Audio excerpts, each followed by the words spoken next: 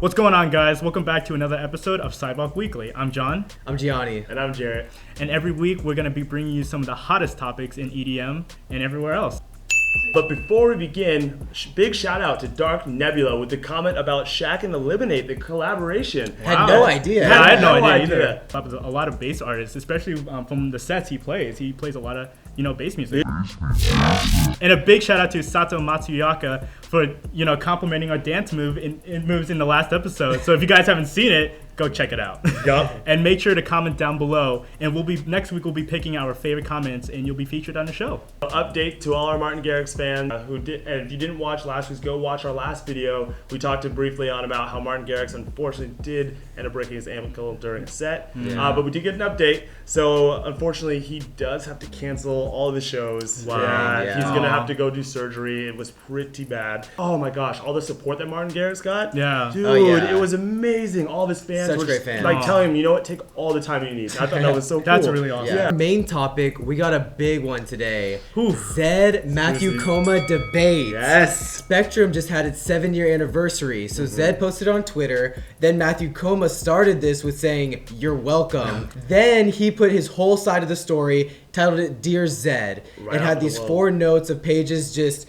talking about his relationship with Zedd and how all the bad things that came along with working with Zedd. And at first, Zedd had a pretty poor response, I would say, and then had a lot better response after that. Ton of different artists commented. Yeah. Probably the biggest one for me was seeing Rook's comment, and Rook's was like 100% agree with this. Like, I don't want to share my side of the story yet, but there's definitely some drama there too. You were saying about the response, when the impression it had on me, it was just like the first response, it was so not even, he didn't really put any effort into it. No. It's just A lot of people like said it wasn't even him, it was his PR team. Yeah, that's what I was saying. It's a Yeah. typical PR response. But then he came back and really kind of just put his heart out there to Matthew and to all of his fans. This whole situation it could have been avoided easily, honestly, in my opinion, where maybe Matthew could have just went to Zedd in person and they could have had a sit-down chat with each other. A lot of all this started because a lot of people wanted to know why Matthew wasn't working with Zedd recently or in a long time. I would say definitely too on the fan side, it hurt. I'm a huge fan of Zedd. I was growing up, and he's always known as good guy Zedd, And it seemed like a lot of fans were confused a little bit, and really hurt because they didn't want to believe this about Zedd. Right. I think a lot of people didn't really even understand kind of Matthew's position with this whole thing. Yeah, definitely. And just it was a little awkward because he ended up saying not getting credited, but if you check online, everywhere he's credited. Yeah. He's in all the songs. Even on some TV interviews, Zedd mentioned Matthew Koma. Well, even at the Grammys. He just thanked him. He was one of the first people to, to thank. How many artists stepped up, especially on Instagram, that kind of said their piece. It definitely seemed a little bit more so that it just seemed like behind closed doors or behind the scenes. Yeah. It seems like a lot more artists go through this than we all are aware of a lot of the time. 100%. And I know usually management is the one dealing out the percentages, seeing who gets paid for what, who gets the rights. Right. So who gets credited. It's interesting to see Matthew with so much hate towards Zedd when I don't know if it was specifically Zedd that's cutting him out of all these things that Matthew feels. Yeah, all of his credit or mentions, right? Right. Yeah. So for this week's topic, we're going to be talking about Avicii's brand new and unfortunately last piece of art. Yeah. It's called Tim, and it's out now. And I highly recommend everyone listen because it really, truly honors him in the most beautiful ways possible. The people he collaborated with and just that old school Avicii sound that we all have come to know and love. Yeah, especially from the beginning, because I know I personally grew up with his music when it came to getting into electronic music in general, and this album really hit home. Definitely. It's definitely hard to have this be the last piece of art we're ever going to get from Tim. And it's just 12 beautiful tracks that were just, they're so well done and such a great tribute to him. And having all those artists that came together that he was collaborating with at the time, for them to come together and do the best they can to finish this album and get it to the sound of Tim as they could. It was just I thought the artists and the collaborators did a great job with just making it really sound like his style. He really had the ideas there, and I don't know how much of the songs. I know some of them were completed before, and some of them were built on after, but they did a great job of capturing his sound, I thought. Absolutely, definitely. I think it's also really cool that I believe like 100% of the proceedings for the album are going to the charity. Yeah, all this foundation. For the foundation, yeah. Suicide prevention. Oh man, that's huge. That's beautiful. Oh, you got to tell them the story about the duet. Oh yes. So off the Tough Love track that's on there is what he's talking about. So Vargas and Agnes, who are featured on there, they're two singers. But originally it seemed like Vargas didn't want to be the one to sing on the track, but Avicii was pushing for it. He had this whole vision for it, and he said like, you have to do it, man. You got to do it. Especially with your wife, because that would be awesome. They'll feel the love in the song. And after Tim passed, Vargas made it like known that he wanted to give that to Tim for get that on the track as he wished. I love seeing Tim just like give exposure to Swedish artists too. I noticed on the album there's a lot of artists that are from Sweden, and like that. Vargas and Lagola was right. That's really cool. All right, so for the first quickfire topic, I'm talking about the Chainsmokers.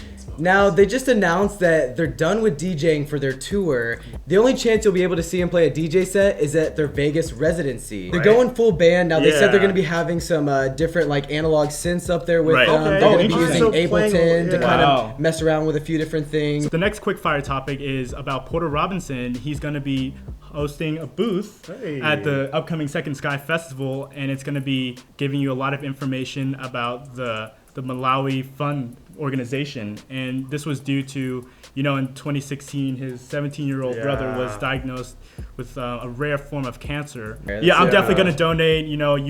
Whoever's going to Second Sky, you all should too, or just stop by and just, get more involved in that kind of community. All right, for my quick fire topic, we're going to talk about the debate between the producers and songwriters. Hey, thanks to Billboard, about June 15th, I believe, they're going to start this new thing where they're going to have a singer-songwriter kind of top charts and then a producer top charts. Wow. And I think it'll be really cool. So they're going to, top 10 for producers, top 10 for songwriters, and this will give people their credit in their own ability, in their own art, Right. Yeah, exactly. Definitely. All right, for all you Dogblood fans out there and artists, June 16th, Skrillex is saying that you can draw him and Boys Noise and get possibly a chance to win the actual look and feel of the new action figures that Skrillex is hosting for the new EP itself. It's pretty cool. Super unique. I like that they're doing that, and they're giving the fans a chance to show their artwork and appreciation for him instead of just having a team create it. Oh, definitely. Right. Super cool. Kygo is announcing a new show called Utopia. It's going to be coming at the Jarrett Center in New York, June 30th. He's going to bring in a full orchestra, I've heard. Okay. Whoa.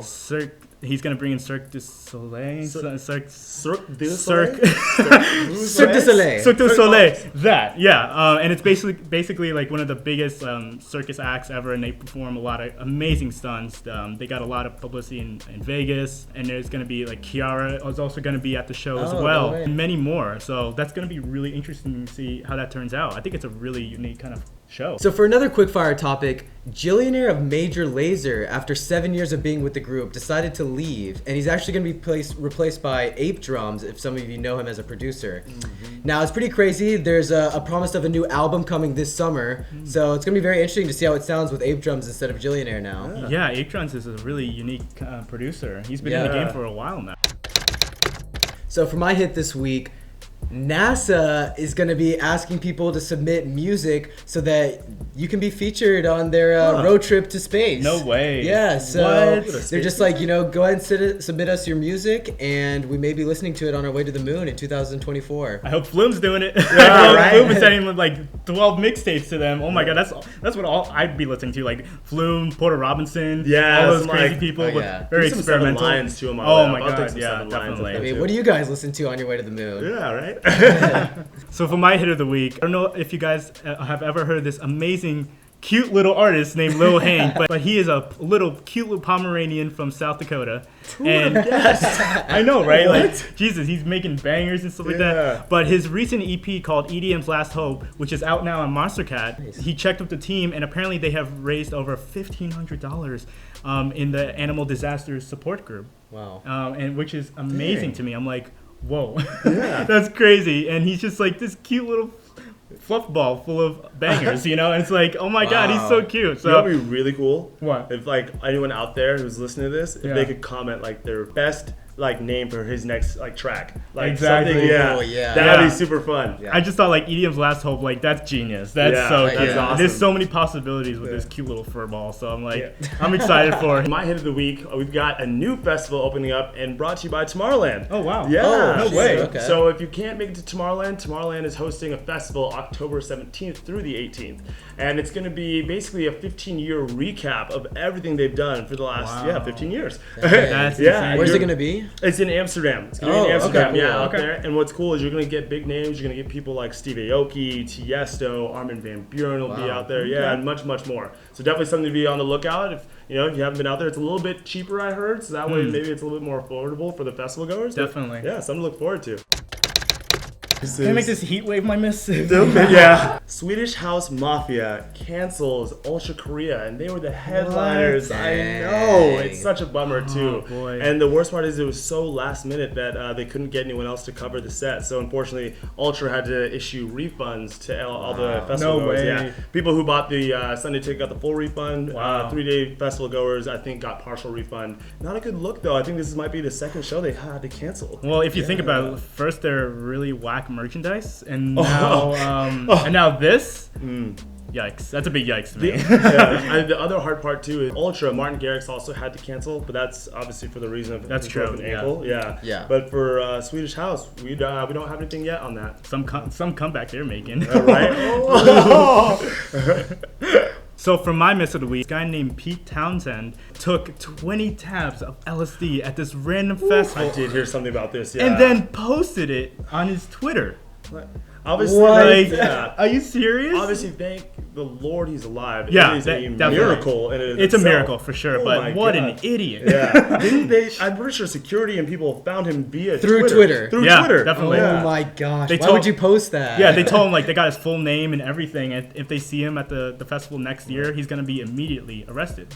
I don't mean to be wow. that guy, but it's like, those kind of names going into the festival just kind of gives it a bad name. It really does. It's like yeah. you kind of went there to cause trouble. I thought it was really super conceited of him to do that because there's so many other people, that could be suffering with the same thing and they're not actually doing it on purpose. They're really dehydrated because of heat or anything else because of drugs or anything. Yeah. And he was basically just like taking that service away from those people. And I was like, that's kind All of selfish. for what? Like For my miss of the week, I just want to start by saying I love the artist I'm about to mention. I've had the privilege of meeting him. He's one of the nicest guys I've ever met. Biggest There sweetheart. was no hate whatsoever. Ever, no. Just a funny little accident that happened. So over the weekend, Nightmare was actually on a plane. And just to clarify, he had a private booth on the plane in first class, meant to send to his girlfriend a video of his thing. Shane's hanging to my ding-a-ling. And the caption was like, "Fuck, I need you now," or something like that. Yeah. Unfortunately, he uploaded it on his story, and people saw it and started spreading it around. A few little memes here and there, but luckily most of it's down now. Yeah. People can just laugh about it now and move on. definitely. But What you were saying is Nightmare was experiencing a nightmare. Yeah, Yes, it's a real life nightmare. It's a real life nightmare. Living a At least for nightmare. him. Oh. Yes. Like from the artist and the true person he is, everyone's human. Yeah, This could for happen sure. to basically anyone, no matter what position you're in. Yeah. It's not his fault. Some people No, really hated no, on him of course for it, not. Oh, yeah. especially on No, Twitter. But some people were like, in the end, people really stood up for him. Saying he's only human. Like he's Long happened to all distance of is us. tough. Long distance is tough, especially when you're a traveling artist. So for this week, I'm extremely excited for this upcoming collaboration that drops tomorrow on Dead Beats.